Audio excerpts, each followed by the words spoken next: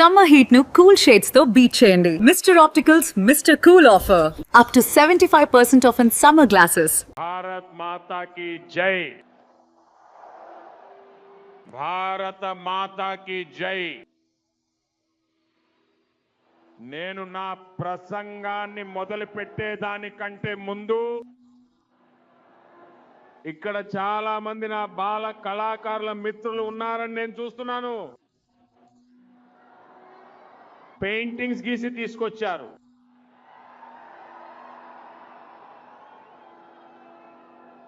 దయచేసి వాటిని ముందుకు పంపించండి।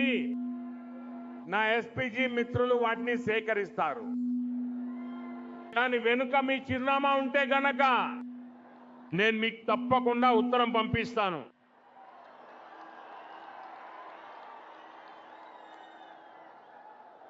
మైక్ వాళ్ళు చూడండి, మధ్యలో విజిల్ సౌండ్ వస్తుంది।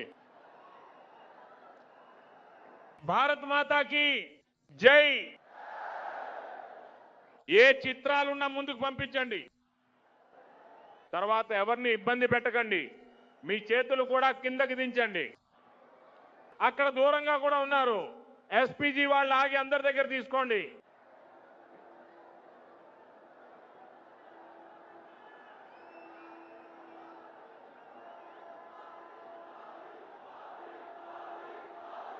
ఆ పిల్లల్ని ముందుకు తీసుకురాకండి, చిత్రాలు పంపించండి। పిల్లల్ని ఇబ్బంది పెట్టకండి।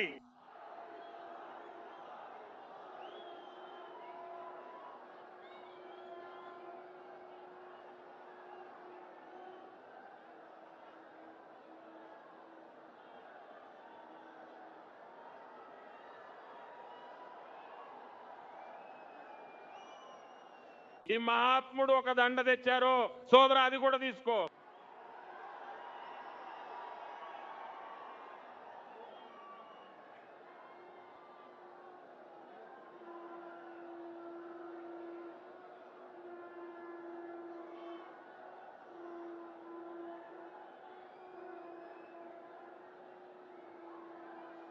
ఇటువైపు కూడా చాలా మంది ఏదో ఒకటి తెచ్చారు।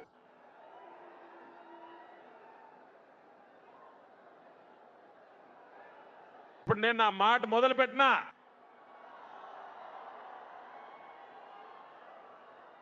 చిత్రాలు తెచ్చిన వారు చేతులు దించండి, వెనుక వారికి ఇబ్బంది కలగకుండా।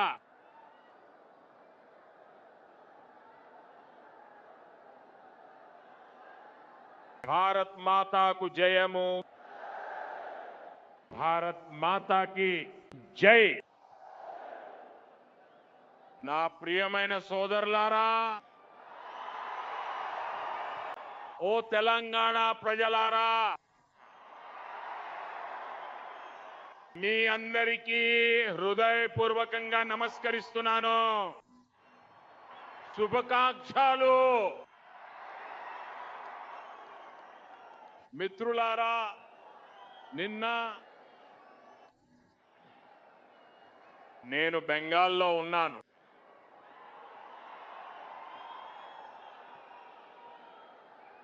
అక్కడ మొట్టమొదటిసారి బీజేపీ ముఖ్యమంత్రి పదవి ప్రమాణ స్వీకారం చేశారు। మొట్టమొదటిసారి బెంగాల్లో అఖండ మెజారిటీతో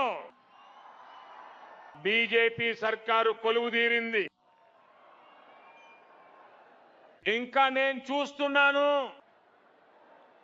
బీజేపీకి లభించిన ఈ చారిత్రాత్మక విజయం, దాని యొక్క ఉత్సాహం ఇక్కడ మన తెలంగాణలో కూడా స్పష్టంగా కనిపిస్తోంది। ఇక్కడున్న బీజేపీ కార్యకర్త ప్రతి ఒక్కరూ ఆ ఉత్సాహంతో నిండి ఉన్నారు। సాథియో, ఈరోజు దేశంలోని నలుమూలలా భారతీయ జనతా పార్టీపై ప్రజల ఆశీర్వాదం నిరంతరాయంగా పెరుగుతూనే ఉంది। దేశ ప్రజలు మళ్ళీ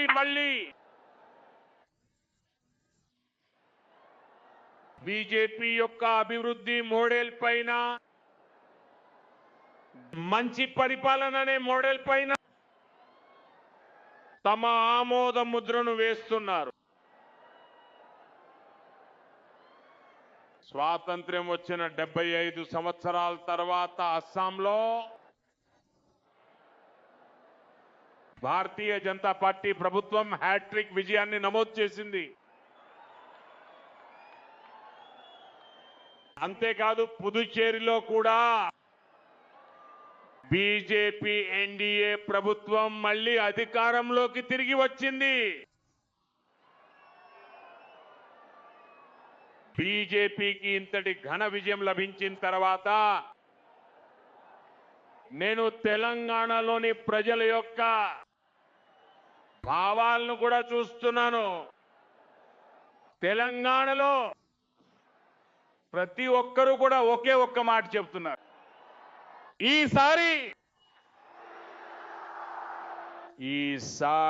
ఈసారి తెలంగాణ రాష్ట్రంలో కూడా జరగబోతోంది.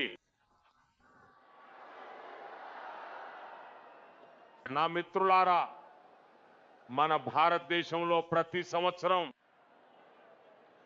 ఏదో ఒక రాష్ట్రంలో ఎన్నికలు జరుగుతూ ఉంటాయి. ఎవరో ఒకరు ఓడిపోతారు, మరి కొందరు గెలుస్తారు.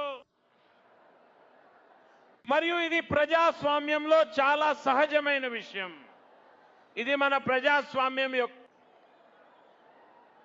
ఒక అనివార్యమైన భాగం.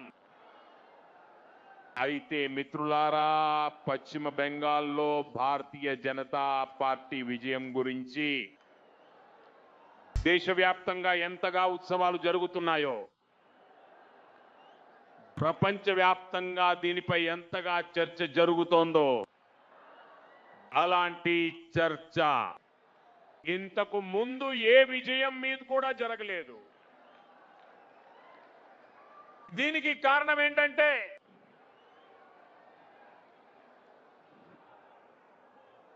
బెంగాల్లో కేవలం రాజకీయ పార్టీల మధ్య గెలుపోటములు మాత్రమే జరగలేదు.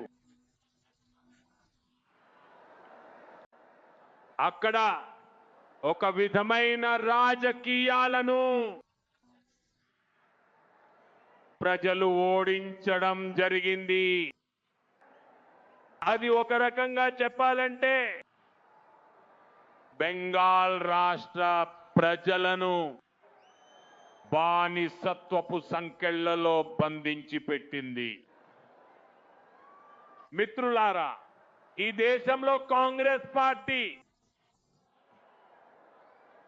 అవినీతిని ప్రోత్సహించింది, కుటుంబ రాజకీయాలను పెంచింది. అంతేకాదు రాజ్యాంగబద్ధమైన సంస్థల యొక్క గొంతు నొక్కే పని చేసింది. అంశీ ఏర్పడినప్పుడు అది కాంగ్రెస్ నుండి ఈ చెడు అలవాట్లన్నింటినీ నేర్చుకుంది. దానితో పాటు లెఫ్ట్ పార్టీ కూడా ఎన్ని చెడ్డ అలవాట్లు ఉన్నాయో వాటిని కూడా టీఎంసీ అలవర్చుకుంది. ఆ తర్వాత టీఎంసీ పార్టీ భారతదేశ రాజకీయ చరిత్రలోని అత్యంత తిరస్కృతమైన మరియు అత్యంత ప్రమాదకరమైన మోడల్ను అభివృద్ధి చేసింది. టీఎంసీ తన యొక్క ఈ నియంతృత్వ పాలన అనే నమూనాలో బెంగాల్ను ఇనుప సంఖ్యలతో బంధించి వేసింది. ఇప్పుడు బెంగాల్లోని ప్రజలు రాజకీయాల యొక్క అటువంటి భయంకరమైన నియంతృత్వ పాలన నమూనాను ఓడించారు. మరి అందుకే దేశవ్యాప్తంగా పండగ వాతావరణం నెలకొని ఉంది. చూస్తుంటే ఎలా అనిపిస్తోందంటే బెంగాల్ ప్రజలందరూ ఎన్నో సంవత్సరాల తర్వాత ఇప్పుడు స్వేచ్ఛగా ఊపిరి పీలుస్తున్నారు.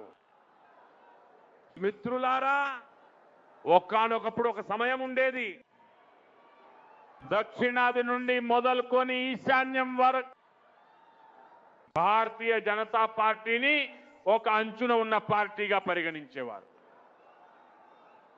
కానీ ఈరోజు యావత్ భారత ప్రజానీకం ఒక విషయాన్ని స్పష్టంగా చెబుతోంది. ఒక ఆలోచన దేశం కోసం అయితే అప్పుడు దాని గర్జనను ఏ సరిహద్దు కూడా ఆపలేదు.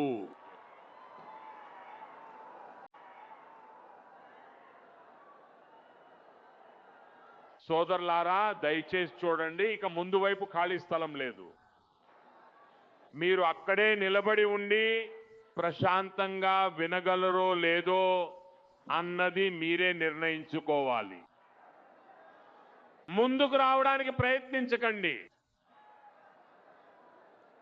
దయచేసి మీరు ఉన్న చోటనే ఆగండి, ముందుకు రాకండి. మరియు ఈ చిత్రాలు పట్టుకున్న వారిని నేను చేతులు జోడించి ప్రార్థిస్తున్నాను. ఒకవేళ మీరు మీ చిత్రాన్ని కింద పెట్టండి, తర్వాత నాకు పోస్టులో పంపండి, లేదా ఎవరి చేతికైనా ఇచ్చి ముందుకు పంపించండి. దీన్ని పట్టుకుని నిలబడకండి. అక్కడ పార్టీ వాలంటీర్లు ఎవరైనా ఉంటే దయచేసి నేను చెప్పింది చేయించండి.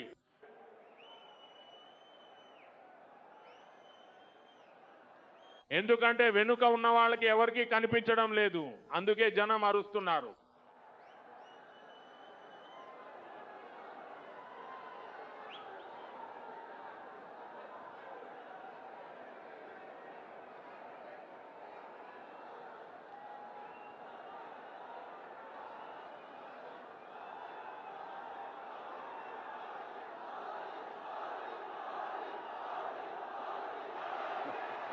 దయచేసి ఎవరు ఒకరినొకరు కొట్టుకోవద్దు. మన ప్రధానమంత్రి గారు మాట్లాడుతున్న సమయంలో ఆ జెండాను పైనుంచి కిందకు దించండి, దయచేసి కిందకు దించండి. నాయనా, వాళ్ళు లోపల ఏదో చేస్తున్నారు, ప్లీజ్ మాట్లాడకండి. అందరూ చిత్రంలోకి రావాలి. ఇక్కడ పోస్టర్లు కూడా, ఆ పోస్టర్లు కూడా కనపడాలి. ఇక్కడ పోస్టర్లు కూడా కనపడాలి. పట్టుకున్నారు, ఒక పోస్టర్ కింద పెట్టండి, పోస్టర్ మీదకి ఎక్కండి.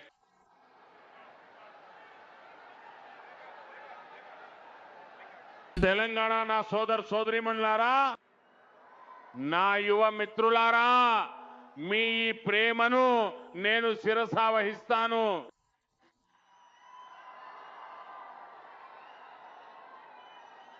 మీరందరూ నాపై ఇంతటి ప్రేమను కురిపిస్తూ ఉండటం నిజంగా నా అదృష్టం.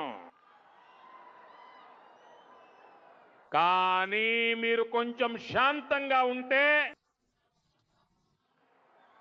నేను నా విషయాన్ని చెప్పగలను. ఈ స్థలం చిన్నదైపోయింది, మీకు చాలా ఇబ్బందిగా ఉండి ఉంటుంది.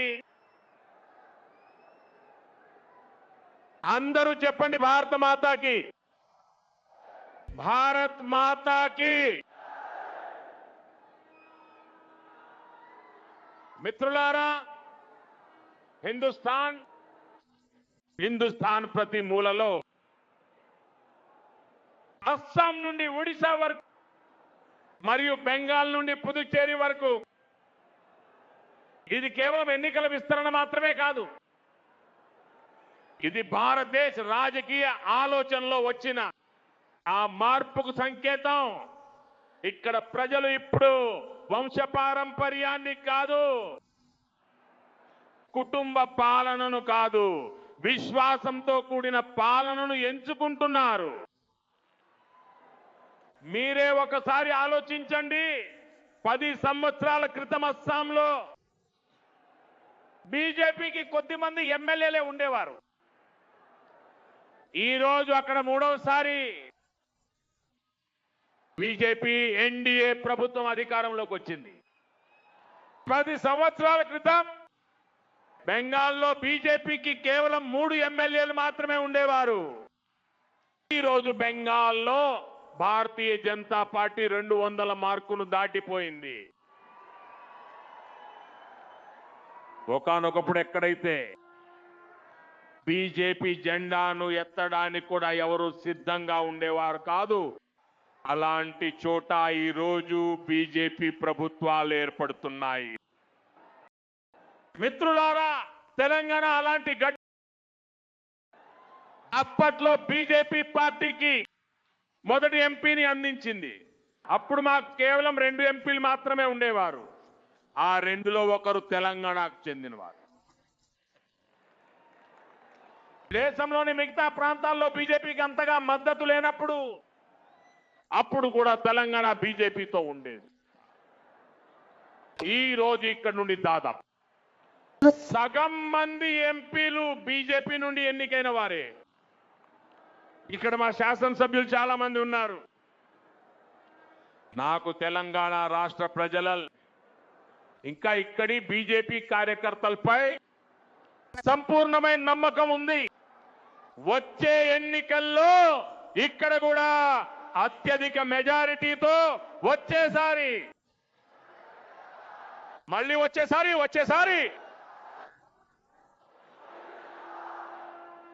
తెలంగాణ రాష్ట్ర ప్రజలు కాంగ్రెస్ పార్టీ మరియు బీఆర్ఎస్ పార్టీ యొక్క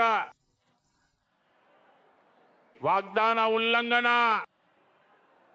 మరియు వీరి యొక్క కుటుంబ పాలన రాజకీయాలతో పూర్తిగా విసిగిపోయారు.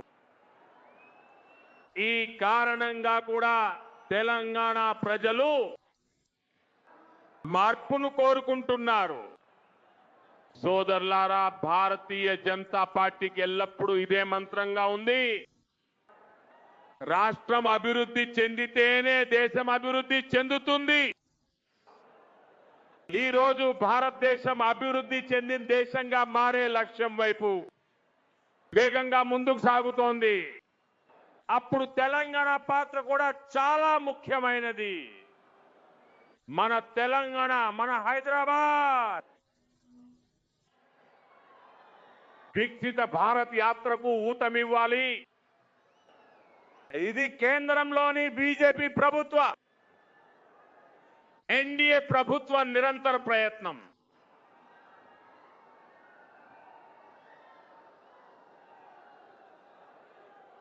ఇదే ఉద్దేశంతో కొద్దిసేపటి క్రితం నాకు 1,000 కోట్ల ప్రాజెక్టులకు శంకుస్థాపన చేసే అవకాశం దొరికింది. మిత్రులారా, ప్రస్తుతం దేశవ్యాప్తంగా 14 ఇండస్ట్రియల్ కారిడార్ల పనులు నడుస్తున్నాయి. వాటిలో ఒకటి ఇక్కడ తెలంగాణలో ఏర్పాటు కాబోతోంది. జహీరాబాద్ పారిశ్రామిక ప్రాంతంలో వాహనాల తయారీ నుంచి ఫుడ్ ప్రాసెసింగ్ దాకా పరిశ్రమల కోసం ఒక ఆధునిక వ్యవస్థ ఏర్పడుతోంది. ఇది లక్షలాది మంది యువతకు ఉపాధి కల్పించే పని. ఈ పారిశ్రామిక ప్రాంతం ఇక్కడి రైతులకు, మధ్య తరగతి వారికి ఒక కొత్త వరంగా రాబోతోంది. మిత్రులారా, మరో ఉదాహరణ టెక్స్టైల్ పార్క్ కూడా ఉంది. దేశం మొత్తం మీద 7 PM మిత్ర టెక్స్టైల్ పార్కులు మంజూరు చేశారు. అందులో ఒకటి ఇక్కడ తెలంగాణలో మన వరంగల్లో ఏర్పాటు చేస్తున్నారు. తెలంగాణ వస్త్ర పరిశ్రమకు ఇది కొత్త బలాన్ని ఇస్తుంది. ఇక్కడ ఉన్న కాటన్ ఫార్మర్లకు ఈ టెక్స్టైల్ పార్క్ వారి తలరాతను మార్చేందుకు ఎంతగానో పనిచేస్తుంది. మరియు దీనిలో కూడా లక్షలాది ఉద్యోగావకాశాలు వస్తాయి. సోదరులారా, తెలంగాణలోని పత్తి రైతులకు ఇంకొక శుభవార్త కూడా ఉంది. ఇటీవలే పత్తి యొక్క ఉత్పత్తి మరియు నాణ్యతను పెంచడం కోసం కేంద్ర ప్రభుత్వం ఒక సరికొత్త మిషన్ కు ఆమోదం తెలియజేసింది. 1,000 కోట్ల రూపాయల ఈ మిషన్ ద్వారా ఇక్కడి లక్షలాది పత్తి రైతులకు సహాయం అందుతుంది. రైతుల ఆదాయం పెరుగుతుంది మరియు టెక్స్టైల్ రంగం కోసం పత్తి దిగుమతిపై భారత్ ఆధారపడటం కూడా తగ్గుతుంది. సోదరులారా, బీజేపీ ఫోకస్ అంతా అభివృద్ధిపైనే మరియు ఉపాధి కల్పనపై ఉంది. కానీ కాంగ్రెస్ ఇక్కడ ఏం చేస్తోంది? అది మీరు బాగా చూస్తున్నారు. దేశంలోని కేవలం 3 రాష్ట్రాల్లోనే ప్రస్తుతం కాంగ్రెస్ ముఖ్యమంత్రులు మిగిలి ఉన్నారు. కేవలం 3 రాష్ట్రాలు మాత్రమే కాంగ్రెస్. వాళ్ళు దేశంలో ఎక్కడ ఉన్నా సరే వాళ్ళు అనుసరించేది ఒకే ఒక్క మోడల్. ముందుగా అబద్ధాలు చెప్పడం, ఆ తర్వాత చెప్పిన అబద్ధాలను పూర్తిగా మర్చిపోవడం. ఎన్నికల్లో గెలవడం కోసం ఆకాశంలో ఉన్న నక్షత్రాలను సైతం కోసుకొచ్చి మీ కాళ్ళ దగ్గర పెడతామని వాగ్దానాలు చేస్తారు. ఆ తర్వాత ప్రభుత్వం ఏర్పడ్డాక సాకులు చెప్పడం మొదలు పెడతారు. సోదరులారా, హిమాచల్ ప్రదేశ్ మరియు కర్ణాటకలో కూడా కాంగ్రెస్ పార్టీ తన వాగ్దానాలను మర్చిపోయింది. అక్కడి ప్రజలు కాంగ్రెస్ ప్రభుత్వం వల్ల చాలా ఇబ్బందులు ఎదుర్కొంటున్నారు. ఇక్కడ మన తెలంగాణలో కూడా ఇదే తంతు నడుస్తోంది. మిత్రులారా, కాంగ్రెస్ ప్రాధాన్యత ప్రజలకు సేవ చేయడం అనేది కాదు. కాంగ్రెస్ పార్టీ ఇప్పుడు దేశాన్ని ముక్కలు చేసే, విద్వేషాన్ని రెచ్చగొట్టే రాజకీయాలకు ఒక ముఖ్యమైన ఆధారంగా మారిపోయింది. అయితే రాజకీయ పార్టీల కంటే కూడా చాలా ఎక్కువగా వామపక్ష పార్టీల కంటే కూడా అతి వామపక్షంగా తయారైంది. ఒక పక్కా మరియు వికృతమైన మావోయిజంగా మారిపోయింది. మరియు ముస్లిం లీగ్ కంటే ఛాందస్వాదంగా అదే ముస్లిం లీగ్ గా మారిపోయింది. అందుకే ప్రజలు కాంగ్రెస్ ను ఎంఎంసి అని, ఎంఎంసి అంటే ముస్లిం లీగ్ మావోయిస్ట్ కాంగ్రెస్ అని అంటున్నారు. ఇది ముస్లిం లీగ్ మావోయిస్ట్ కాంగ్రెస్. మిత్రులారా, ఈ దేశానికి మావోయిస్ట్ ఉగ్రవాదం కారణంగా ఎంతో నష్టం వాటిల్లింది. తెలంగాణ కూడా గడిచిన దశాబ్దాలలో ఈ మావోయిస్ట్ ఉగ్రవాదం కారణంగా ఎంతో నష్టపోవాల్సి వచ్చింది. మావోయిస్ట్ ఉగ్రవాదం ఇన్ని సంవత్సరాలుగా అందువల్లనే ఈ దేశంలో కొనసాగుతూ వచ్చింది. ఎందుకంటే కాంగ్రెస్, లెఫ్ట్ లాంటి కొన్ని రాజకీయ పార్టీలు దీనికి నిరంతరం సైద్ధాంతికంగా ఊతమిచ్చాయి. కానీ దురదృష్టం చూడండి, ఈరోజు మావోయిజం ఉగ్రవాదం దాని చివరి శ్వాసలను లెక్కిస్తోంది. అయినా కూడా ఈ ప్రజలు మావోయిజాన్ని, నక్సలిజాన్ని కాపాడటంలోనే నిమగ్నమై ఉన్నారు. గత 11-12 ఏళ్లుగా కాంగ్రెస్ రాజకుటుంబం నిరంతరాయంగా ప్రయత్నిస్తూనే ఉంది. మావోయిస్టు ఉగ్రవాదం మీద ఎలాంటి చర్యలు తీసుకోకూడదని. మిత్రులారా, నాకు తెలుసు తెలంగాణ పోలీసులు ఎవరైతే ఉన్నారో వారికి పూర్తి స్వేచ్ఛ ఇచ్చి ఉంటే నాకు ఖచ్చితంగా నమ్మకం ఉంది, ఈ పోలీసులు తమ శక్తితో కేంద్ర ప్రభుత్వ విధానాలతో అడుగులు కలుపుతూ ముందుకు సాగి ఉంటే ఎప్పుడో మావోయిస్టు ఉగ్రవాదం అంతమై ఉండేది. అయితే ఈ ప్రజలు ఏమాత్రం సహకరించలేదు. అందుకే దేశం మావోయిస్టు ఉగ్రవాదాన్ని పూర్తిగా అణచివేయడానికి ఇంత ఎక్కువ సమయం పట్టింది. మిత్రులారా, బీజేపీ ఎన్డీఏ ప్రయత్నాలతో ఇప్పుడు తెలంగాణ మావోయిస్టు ఉగ్రవాదం బారి నుండి పూర్తిగా విముక్తి పొందుతోంది. అందుకే తెలంగాణలో బీజేపీ ప్రభుత్వం ఏర్పడటం అనేది ఇప్పుడు మరింత ముఖ్యమైన అవసరంగా మారింది. ఇక్కడ బీజేపీ ప్రభుత్వం ఒక కొత్త ఆలోచన, ఒక కొత్త విజన్ మరియు ఒక కొత్త నిబద్ధతతో ప్రభుత్వాన్ని నడుపుతుంది. దాని లక్ష్యం వికసిత తెలంగాణ. మిత్రులారా, ఈరోజు మన భారతదేశం చాలా వేగంగా అభివృద్ధి చెందడానికి ముందుకు సాగుతోంది. అయితే ఈ సమయంలో భారతదేశం అనేక పెద్ద సవాళ్లను కూడా ఎదుర్కొంటోంది. మిత్రులారా, కరోనా కాలంలోనే ప్రపంచం మొత్తం సరఫరా ఈ గొలుసుకట్టు సంక్షోభంలో చిక్కుకుంది. కోవిడ్ తర్వాత ఉక్రెయిన్లో యుద్ధం మొదలైంది. దానివల్ల ప్రపంచ సమస్యలు మరింత పెరిగాయి. ఆహారం, ఇంధనం, ఫర్టిలైజర్ ఈ 3 విషయాలపై తీవ్ర ప్రభావం పడింది. గత 5-6 సంవత్సరాల్లో ఈ సంక్షోభాన్ని ఎదుర్కోవడానికి మా ప్రభుత్వం నిరంతర ప్రయత్నాలు చేస్తోంది. మీకు ఆ సమయం గుర్తుండే ఉంటుంది. ఇంకా ఈ రోజు కూడా ఫర్టిలైజర్ యొక్క ఒక్కో బస్తా ప్రపంచంలో 3,000 రూపాయలకి అమ్ముడవుతోంది. ఒక బస్తాకి 3,000 రూపాయలు. ఎంత? మీరే చెప్పండి, ఒక బస్తాకి ఎంత? అంకె కాదు, నోటితో చెప్పండి. 3,000 రూపాయలు. ఒక బస్తాకి ఎంత అవుతుంది? ఒక బస్తాకి ఎంత? మళ్ళీ చెప్పండి, ఒక బస్తాకి ఎంత? మరియు భారతదేశంలోని రైతులకు అదే ఎరువుల బస్తాను 300 రూపాయల కన్నా తక్కువ ధరకే ఇవ్వబడుతోంది. 3,000కి బదులుగా 300 రూపాయలకే ఇస్తున్నాం. సప్లై చైన్ కు సంబంధించిన ఈ ఇబ్బందుల మధ్యలో గడిచిన 2 నెలల నుండి మన పొరుగు దేశంలోనే కూడా చాలా పెద్ద యుద్ధం జరుగుతోంది. దీని యొక్క ప్రభావం యావత్ ప్రపంచం మీద పడింది.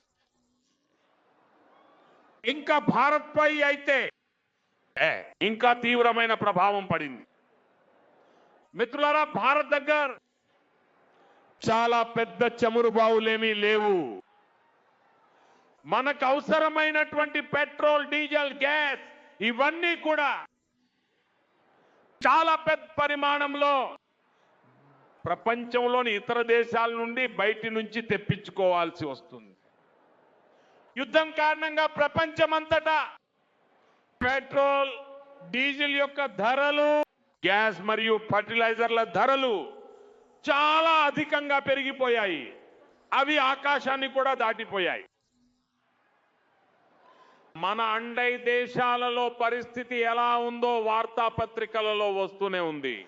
భారత ప్రభుత్వం ఈ యుద్ధం కారణంగా గత 2 నెలలుగా దేశ ప్రజలను ఈ సంక్షోభం నుండి కాపాడటానికి నిరంతరంగా ప్రయత్నాలు చేస్తోంది. పౌరులపై భారం పడకుండా అందుకోసం ప్రభుత్వం మొత్తం భారాన్ని స్వయంగా తన భుజస్కంధాలపై మోస్తోంది.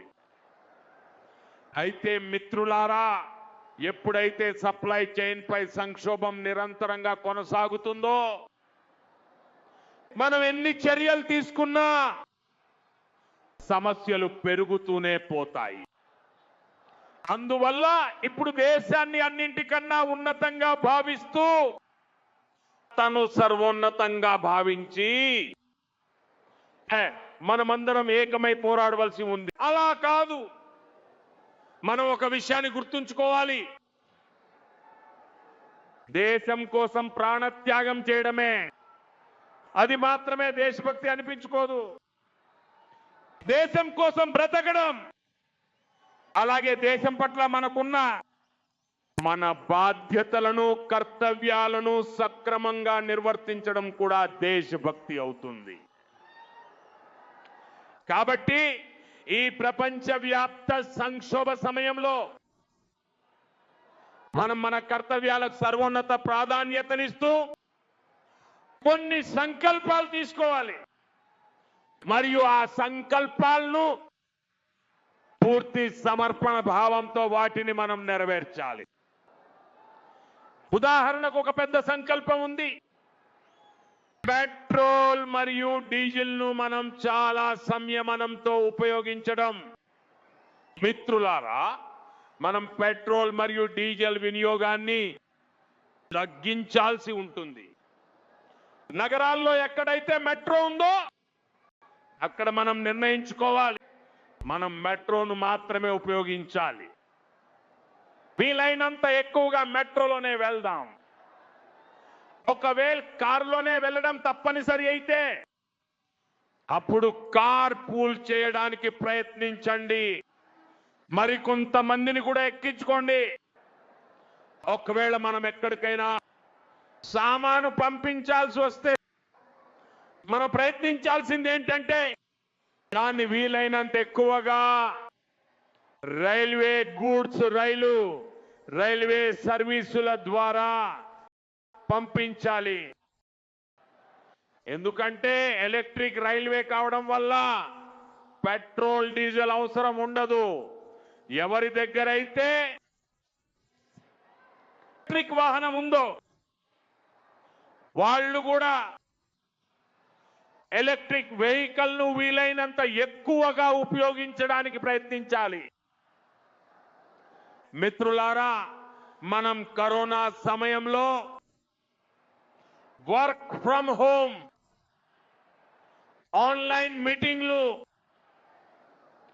వీడియో కాన్ఫరెన్స్ల వంటి అనేక వ్యవస్థలను అభివృద్ధి చేసుకున్నాం. మనకది అలవాటైపోయింది. ఈ రోజు కాలం కోరుతున్నది ఏమిటంటే ఆ వ్యవస్థలను మళ్ళీ తిరిగి ప్రారంభించాలి.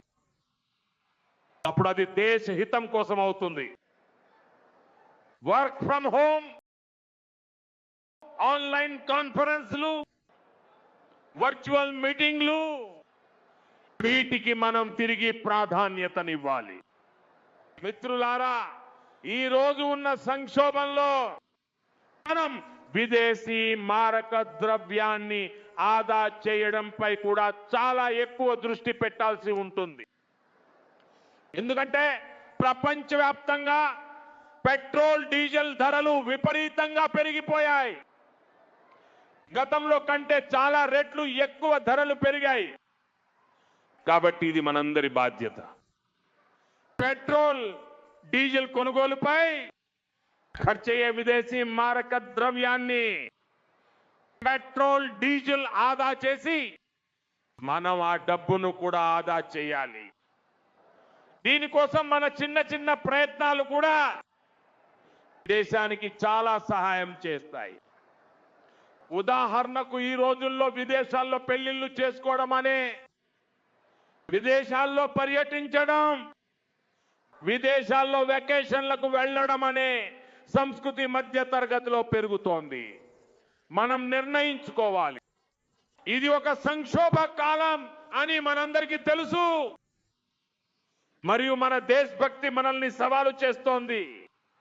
అందువల్ల కనీసం ఒక సంవత్సరం పాటు మనం విదేశాలకు వెళ్ళాలనే ఆలోచనలను వాయిదా వేసుకోవడం మంచిది. భారతదేశంలో చాలా ప్రదేశాలు ఉన్నాయి, మనం అక్కడికి వెళ్ళగలం.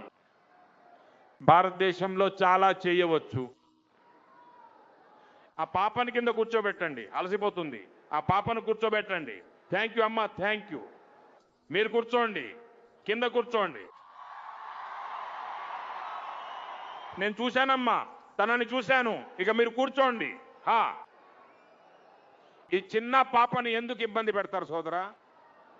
ఈ పిల్లల్ని కూర్చోనివ్వండి ప్లీజ్. పిల్లల్ని ఇబ్బంది పెట్టకండి. మిత్రులారా, మనం విదేశీ మార్గద్రవ్యాన్ని ఆదా చేయడానికి మనం ఏ మార్గాలనైతే అనుసరించగలమో వాటిని అనుసరించి దాన్ని మనం కాపాడుకోవాలి. మిత్రులారా, బంగారం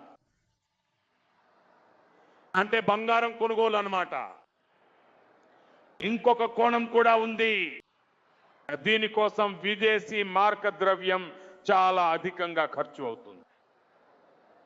ఒకానొక కాలంలో సంక్షోభం వచ్చినప్పుడు, ఏదైనా యుద్ధం జరిగేది, అప్పుడు ప్రజలు దేశ ప్రయోజనాల కోసం తమ దగ్గర ఉన్న బంగారాన్ని దానం చేసేవారు.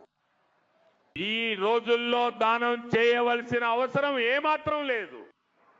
కానీ దేశ హితం కోసం మనం ఒక సంవత్సరం పాటు ఒక విషయం ఖచ్చితంగా నిర్ణయించుకోవాలి. ఇంట్లో ఏ ఫంక్షన్ జరిగినా సరే, ఏ కార్యక్రమం జరిగినా సరే, మనం బంగారు ఆభరణాలు కొనుగోలు చేయం. బంగారం అస్సలు కొనకూడదు. విదేశీ మారకాన్ని ఆదా చేయడానికి మన దేశభక్తి అనేది మనకు ఒక సవాలును విసురుతోంది. మనం ఈ సవాలును స్వీకరించి విదేశీ మారక ద్రవ్యాన్ని కాపాడుకోవాలి.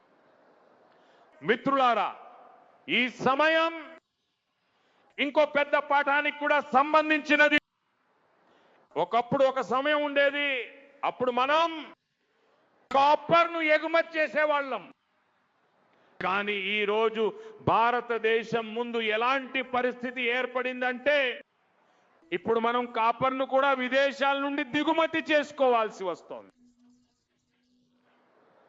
మన దేశంలోనే సమ్మెలు చేయించడం ద్వారా కాపర్ ప్లాంట్లను కూడా అంతా చేయించేశారు. ఇప్పుడు పరిస్థితి ఎలా తయారైందంటే, మనం కాపర్ బార్లను బయట నుండి తెప్పించుకోవాల్సి వస్తోంది. దానికి విదేశీ డబ్బు ఖర్చు అవుతుంది. అందువల్లనే నేను ఇలాంటి శ్రామిక సమూహాలు, కార్మిక సంస్థలు అన్నింటికీ కూడా నేను విజ్ఞప్తి చేస్తాను. మనం ఇటువంటి విషయాలను తప్పనిసరిగా గమనించి వాటిపై దృష్టి పెట్టాలి. భారతదేశం ఆత్మ నిర్భర అవ్వకుండా ఏ చర్యలైతే అడ్డుకుంటాయో వాటి నుండి మనం దూరం పాటించాల్సి ఉంటుంది. మరియు ఎవరైతే ఇటువంటి కుట్రలలో నిమగ్నమై ఉన్నారో వారిపై కూడా కఠినమైన నిఘా పెట్టాలి. నేను దేశంలోని న్యాయస్థానాలను కూడా కోరుతాను. ఇలాంటి పరిస్థితి వచ్చినప్పుడు దేశ ప్రయోజనాల దృష్ట్యా మనం ఏదో ఒక పరిష్కార మార్గాన్ని కనుగొనే దిశగా ముందుకు వెళ్ళాలి. సోదరులారా, సరిగ్గా ఇలాగే వంట నూనె విషయం కూడా ఉంది. దీని దిగుమతి కోసం కూడా చాలా భారీ మొత్తంలో మనం విదేశీ మారక ద్రవ్యాన్ని ఖర్చు చేయాల్సి వస్తోంది. ప్రతి ఒక్క కుటుంబం ఒకవేళ వంట నూనె విషయంలో వంట నూనెను ఏ విధంగా అయితే ఉపయోగిస్తారో వాళ్ళు గనక కొంచెం వాడకం తగ్గిస్తే, నేను పదే పదే చెప్పాను 10% తగ్గించండి అని. ఒకవేళ మనం నూనె తినడం తగ్గిస్తే అది కూడా దేశభక్తికి సంబంధించిన చాలా పెద్ద పని అవుతుంది. మీరు దేశ సేవకు తోడ్పడవచ్చు. మరి దీనివల్ల దేశానికి సేవ చేసినట్టు అవుతుంది, మన దేహానికి కూడా సేవ చేసినట్టు అవుతుంది.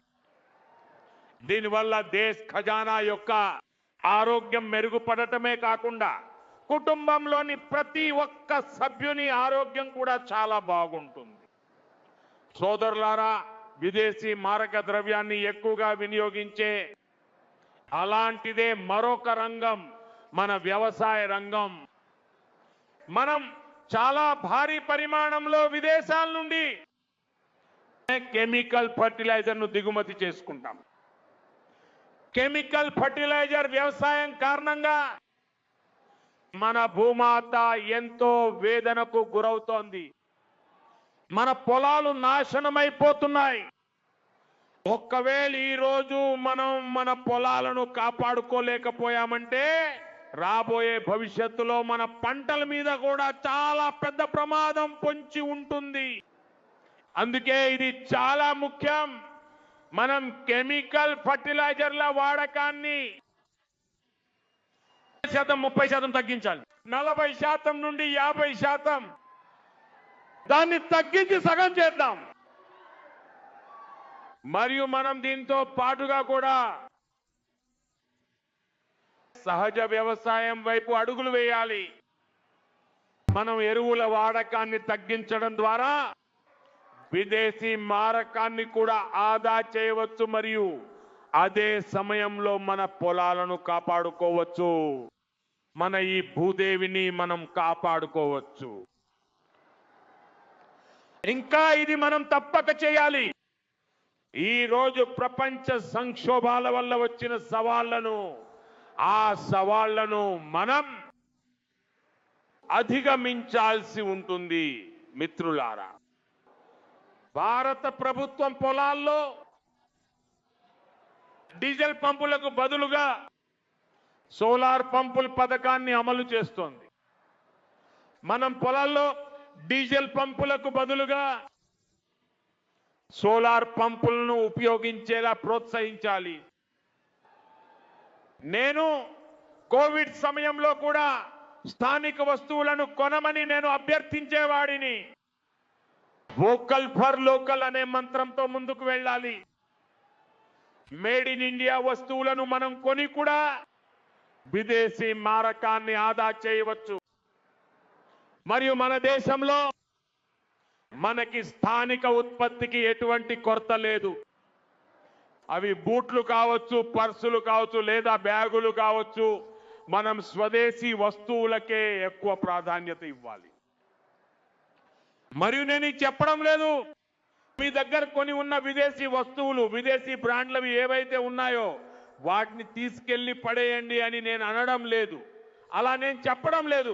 కానీ నా అభ్యర్థన ఏంటంటే మనం కొత్తగా విదేశీ ఉత్పత్తులను అస్సలు కొనకూడదు. ఇంకా చెప్పాలంటే నిజానికి మనకు చాలా సందర్భాలలో కనీసం అంచనా కూడా ఉండదు. మనం రోజువారీ జీవితంలో వాడే ఎన్నో వస్తువులు విదేశీవని వాటిని మనం అలానే ఉపయోగించేస్తున్నామని. మరియు మిత్రులారా, నేను స్వదేశీ గురించి మాట్లాడినప్పుడు ప్రజలు ఏమనుకుంటారంటే దీపావళి పండుగకు దీపాలు కొనుగోలు చేస్తే స్వదేశీ అయిపోయినట్లే అని. ఇవన్నీ భ్రమలు వ్యాప్తి చేసే మాటలు. దీనితో విజయం లభించదు. మనం మన ఇంట్లో ఉపయోగంలోకి వచ్చే వస్తువుల యొక్క జాబితాను తయారు చేసుకోవాలి. ఎన్ని విదేశీ వస్తువులు మన ఇళ్లలోకి చొరబడ్డాయో చూడాలి. మనకు తెలియదు.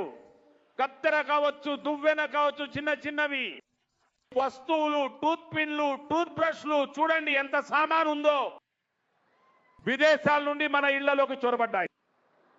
మళ్ళీ ఈ జాబితా నుండి మనం ఎంత వీలైతే అంత త్వరగా స్వదేశీ వస్తువులకు మారాలి. మిత్రులారా, ఈ విషయాలు కేవలం ఒక ప్రభుత్వానికి కావు, ఒక పార్టీకి, ఒక వ్యక్తికి చెందినవి కావు. ఇది బీజేపీ సమస్య కూడా కాదు, ఇది దేశ సమస్య. ఇంకా దీనికోసం ప్రతి పౌరుడు, ప్రతి రాజకీయ పార్టీ, ప్రతి ప్రభుత్వం, ప్రతి సమాజం, ప్రతి సంస్థ కూడా సంకల్పబద్ధులై ఉండాలి. నేను మీడియా సహచరులను కూడా దేశ శ్రేయస్సు కోసం ముందుకు రావాలని విజ్ఞప్తి చేస్తాను. దేశభక్తి భావాన్ని మేల్కొల్పుదాం మరియు దేశాన్ని ప్రస్తుతం ఉన్న ప్రపంచ సంక్షోభాలను, దేశం ఆ సంక్షోభాల నుండి లాభం పొందాలి. పరిస్థితిపై పట్టు సాధించాలి. అలాంటి వాతావరణాన్ని సృష్టించడానికి మనం దోహదపడాలి. అప్పుడే దేశం విజయవంతమవుతుంది.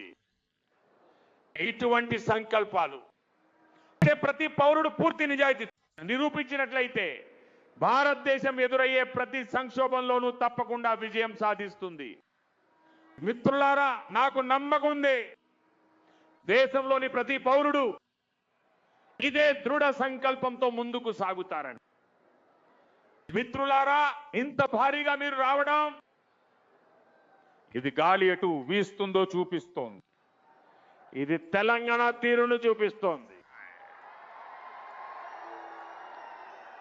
నేను మరొక్కసారి మీ అందరికీ నా హృదయపూర్వకమైన అభినందనలు తెలియజేస్తున్నాను. నాతో కలిసి చెప్పండి, భారత మాతాకి, భారత మాతాకి, భారత మాతాకి వందే మాతరం. వందే వందే వందే వందే వందే మాతరం.